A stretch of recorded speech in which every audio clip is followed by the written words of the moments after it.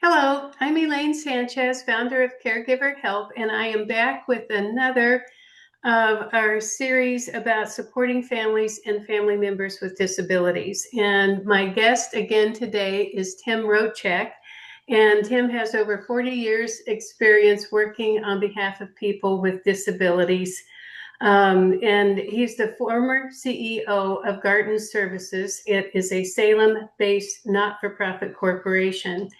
And he has just a wealth of knowledge, and he has provided consultation and presentations on disability awareness, participative management, social entrepreneurism, board development, and community employment for people with disabilities. So, Tim, I'm just so appreciative of your knowledge and your willingness to be a part of this series. In our first discussion, we talked about wondering, when you have a baby, is my baby okay? Does my baby have a disability? And we talked about the importance of getting a diagnosis and pushing past your fear to get a diagnosis. So now what we're going to be talking about today is this next stage, getting ready for preschool and school, and you have a diagnosis. Now, what do you do with that? Thank you, Elena. It's my pleasure to be able to do this with you, and hopefully we can help some families along the way here. Yes. Diagnoses are kind of a double-edged sword. The most important thing about a diagnosis, from my point of view, two things mainly. One is it's the gateway to services. So in order to access disability-related services for your child, they must have a diagnosis that demonstrates they have a disability that's significant enough that it needs specialized resources. And I'm not going to go through that list, but most disabilities that you're familiar with will qualify. Really, what they're trying to do is to make sure that something that's minor that doesn't truly interfere with the child's learning isn't treated as a documented disability. When I say a diagnosis is a double-edged sword, diagnoses are thrown around a lot, and sometimes those labels are harmful to individuals. I want to make the point, the label is not your child. It describes an aspect of your child, but your child is a human being with lots of traits and lots of strengths and weaknesses and hopes and dreams and fears. And each child is different. But what a diagnosis does is it does help you. The second important thing about it, it helps describe where you might look for help. It describes a set of traits that you can learn about and start to understand your child and how best to help them succeed. So diagnosis, being a label, though, is not something everybody wants to spread around about their child. And I think that's understandable because disability has not always been treated well by our society. Parents have been made to feel guilty about having kids with disabilities. Back through history, I'm sad to say that people with disabilities have sometimes been institutionalized. Yes.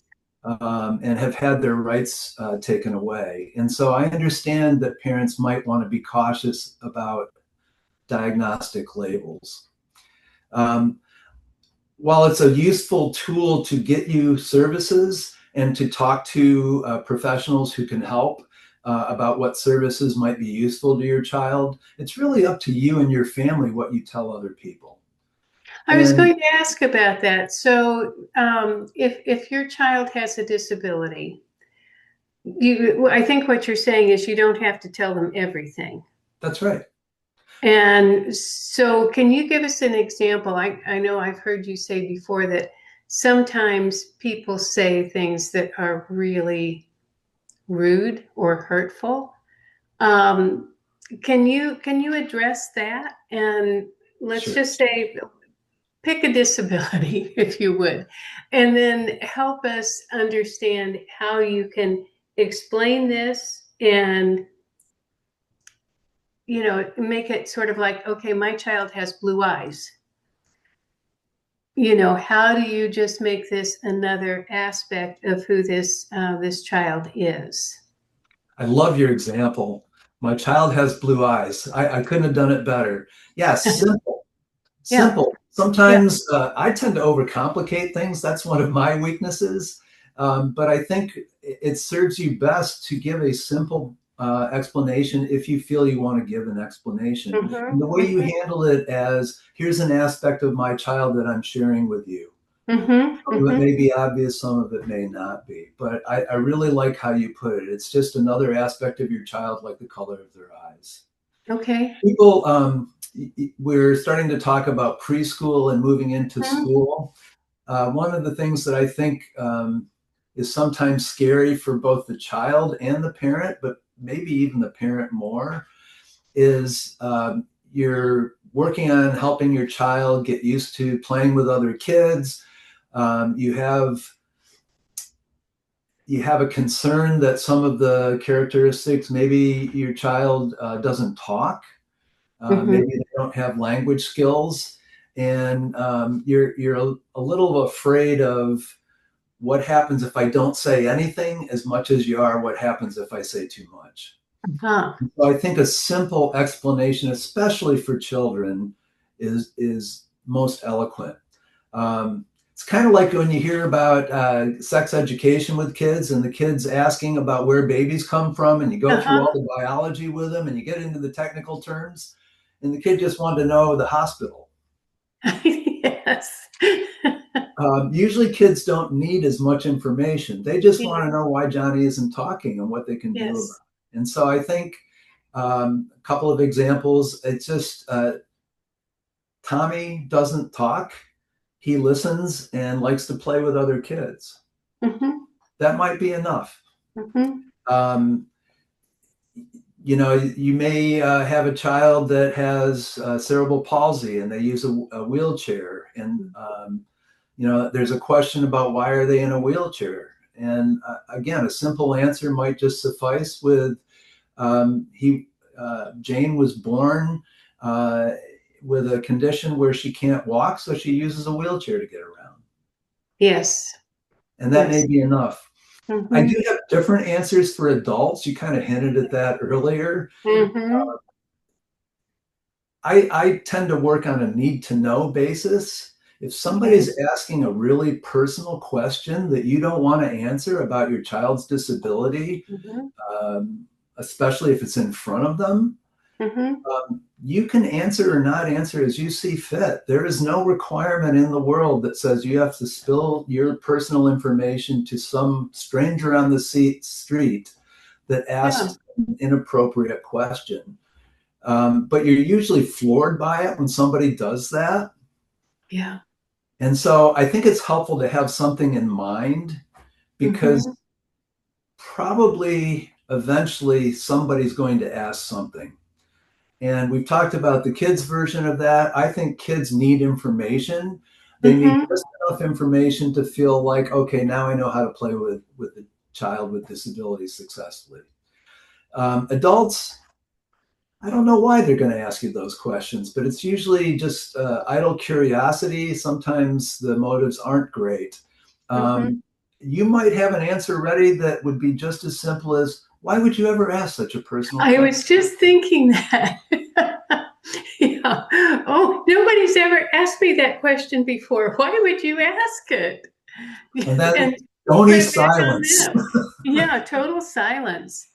Yeah, Um, I think it's hard, and people can be insensitive, and I like to believe that they don't mean to, but not everybody is kind-hearted. We have to accept that. Yeah, yeah, that's rough. Um, so let's talk about when you're getting ready to put your child into preschool. Where do you start with this?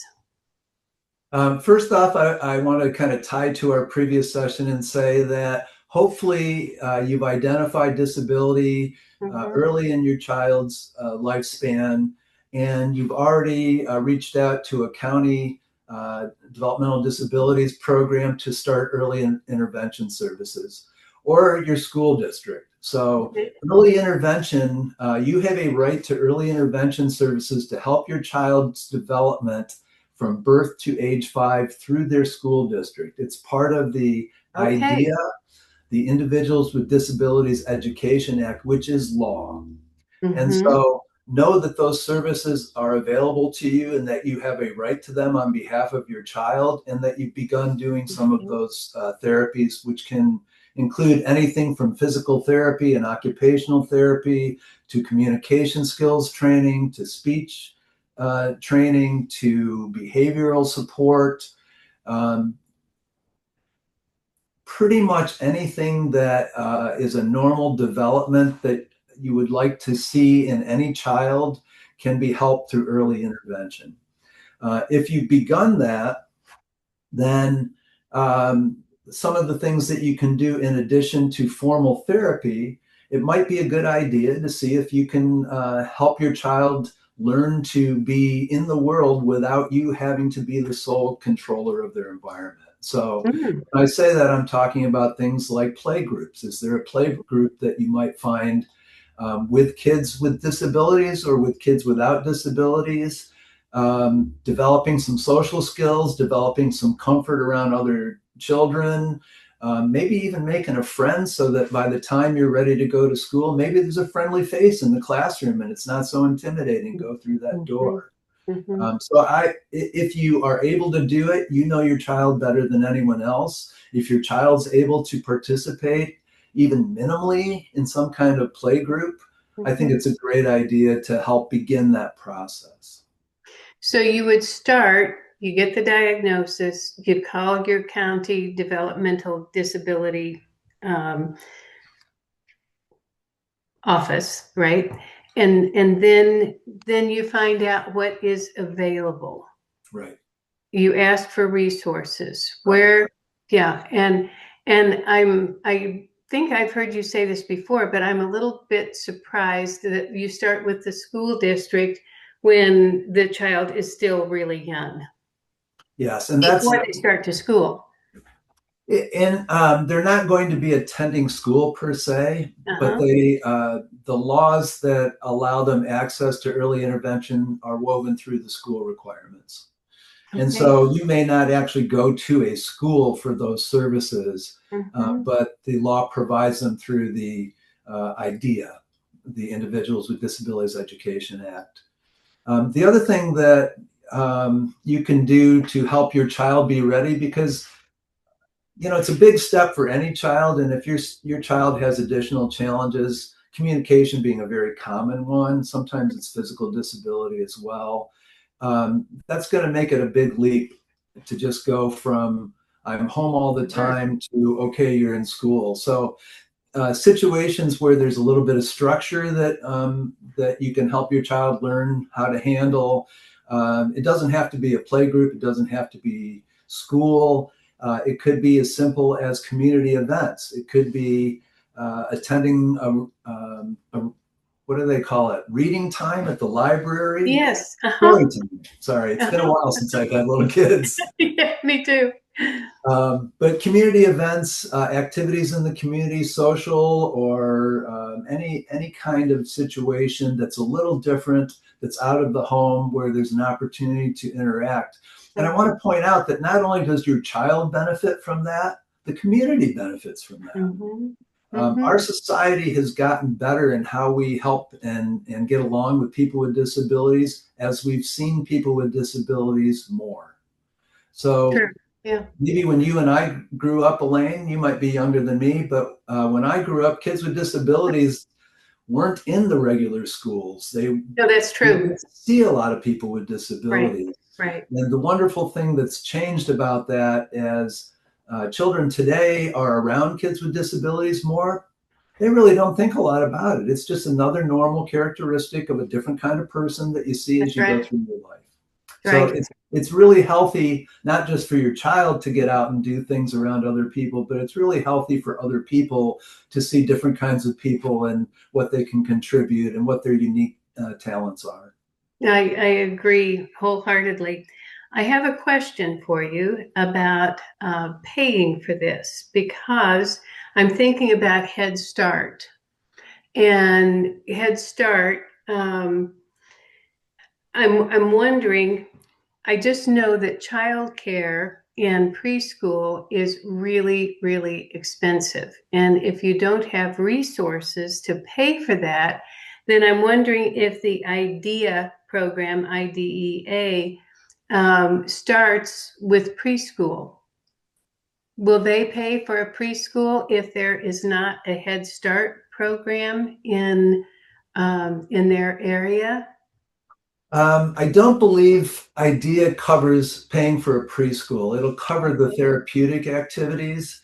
Um, the resources for things like preschool, sometimes you have eligibility, again, back to the diagnosis. The Mhm. diagnosis will be a piece of your ability to apply for assistance for your child. Okay. One of the potential mechanisms to help with that is Social Security. Yes. And if you're like me, you think of Social Security mostly as something for people at retirement age, Mhm. but Social Security is available. They call it SSI, Yes. and then there's SSDI. And we could do a whole session on Social Security. I'm not going to do that today. It's kind of dry. But it's important. And It is what's important. important is to get your child signed up for Social Security with their disability diagnosis. The funding is needs based up to, I believe it's $994 a month right now. Okay. And that number changes across time. And when I say needs based, parents' income is factored in. A portion of parents' income is factored in to determine what eligibility for funding you have on behalf of your child. So it's based on the need of the child. Some kids with disabilities need a lot of extra support. It may be that Yes. they're medically fragile and require a lot of extra support. Um, so that is one possible avenue. That number of 994 could be what you receive on behalf of your child. Technically, your child receives it, but at that point, you're the caregiver and you're the parent in control. Um, and that money can be used for any support need that is appropriate for that child. That's wonderful. So can you file for that? You get them a Social Security number when they're a baby. And then as soon as you have a diagnosis, then you can file for Social Security and start getting that benefit payment when they're still very young. That's correct. That's And good. again, the county developmental disability programs can help Mhm, with that. mhm, mhm. I had a mom talk to me the other day about a case manager from, I believe this was Deschutes County in Oregon, what a wonderful help she was in making sure that she submitted the proper paperwork, telling her things like, this is what you put on line 14, because if you put anything different, they're going to reject it. Oh, that's wonderful. I mean, that's advanced knowledge that you just can't know. Mhm, And mhm, so, correct wording will mhm. help you make sure that your application is reviewed properly. And so, the county can help you with those things and also make you aware of other resources that can help. I interviewed a mom in preparation for our session the other day, and she told me something that I hadn't heard before that I'll share.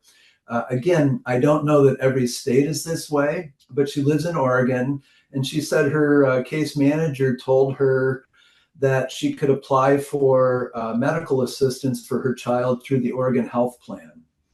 Oh, sure. That And makes sense. Yeah. uh, that's a piece of his disability. There's seizure disorder and a lot of work in terms of brain scanning and medication and things to help him with his seizure disorder. Mhm. And the case manager helped her enroll in the Oregon Health Plan, enroll her child. And it's been a wonderful resource that I don't know what family could really afford. Right, right. That's really great. Thank you for that. Sure. Wow, this was an important session and a lot of great tips and advice, Tim. Thank you so, so much. Elaine, Um, one more thing. Yeah.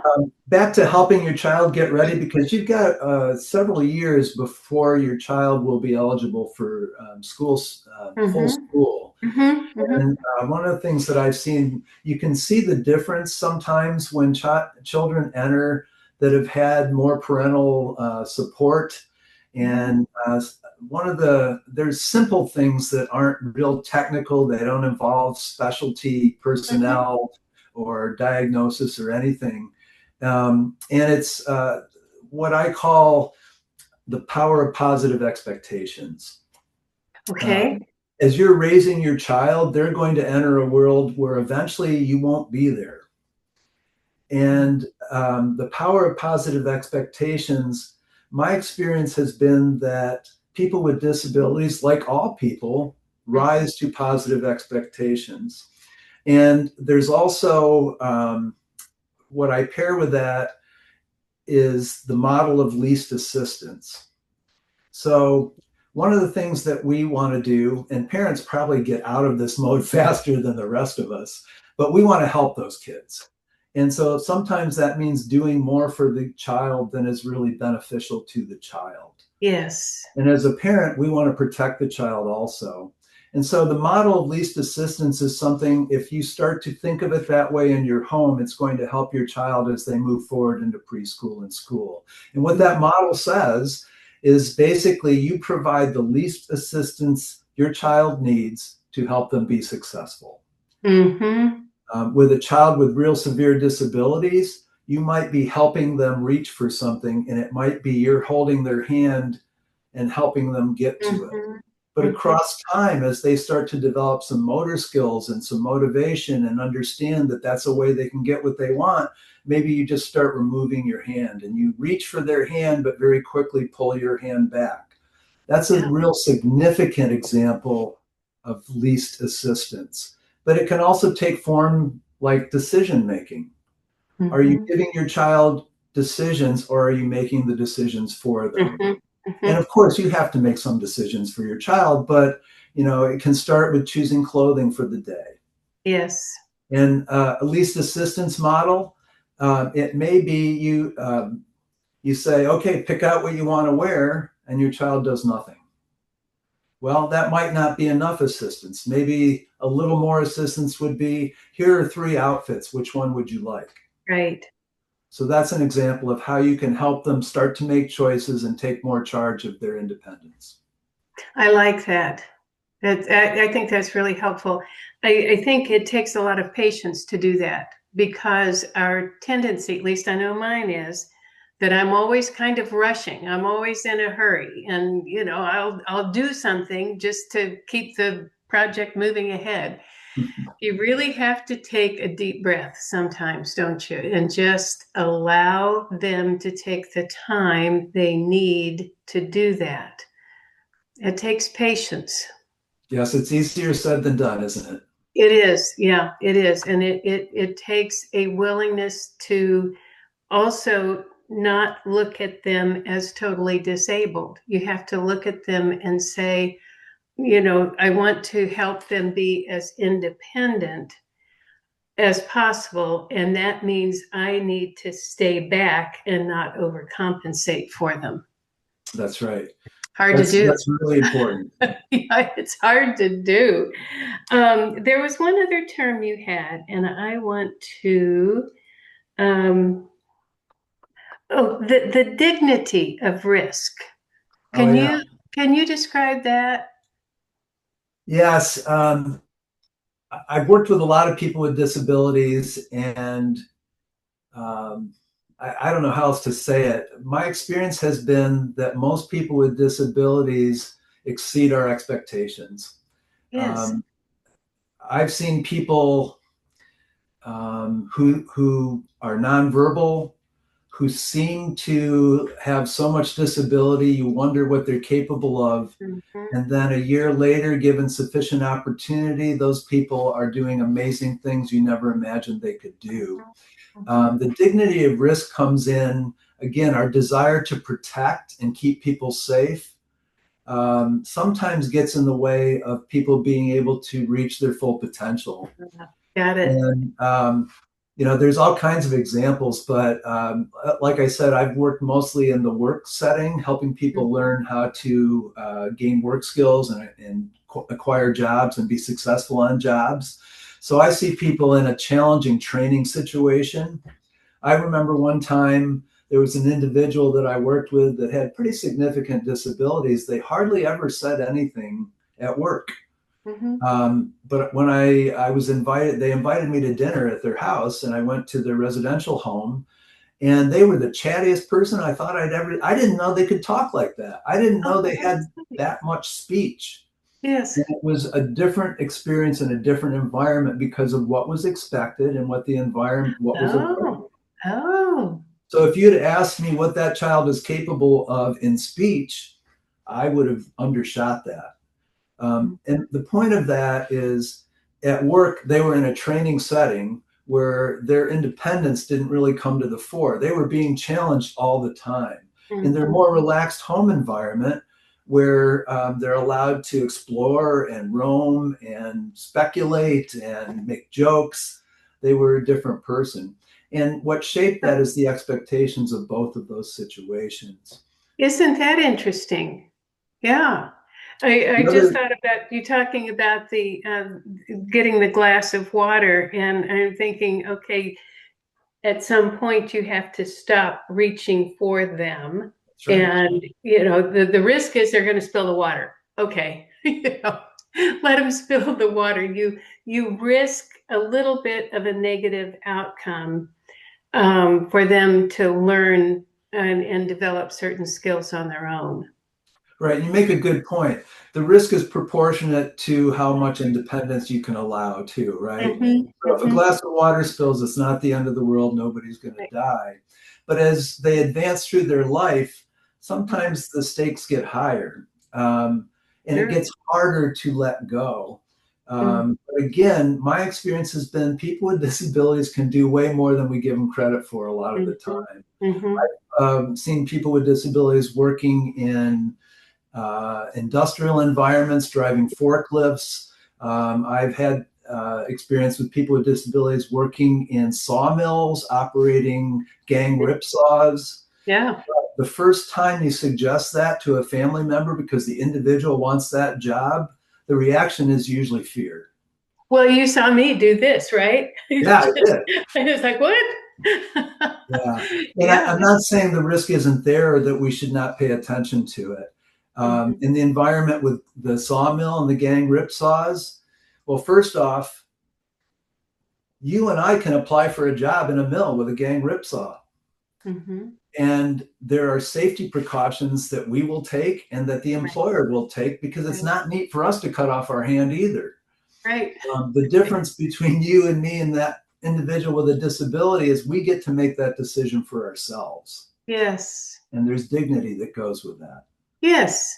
And so Yes. allowing the individual to make choices, and in some cases, maybe you have to work up to a riskier choice. Mhm. I used to work with a young man that was diagnosed with profound mental retardation, Mhm. and he wanted to be a landscaper.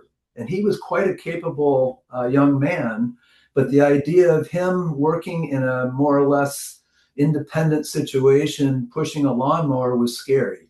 It was Mhm. scary to his family. He wasn't scared. He'd done it many times with supervision. Right.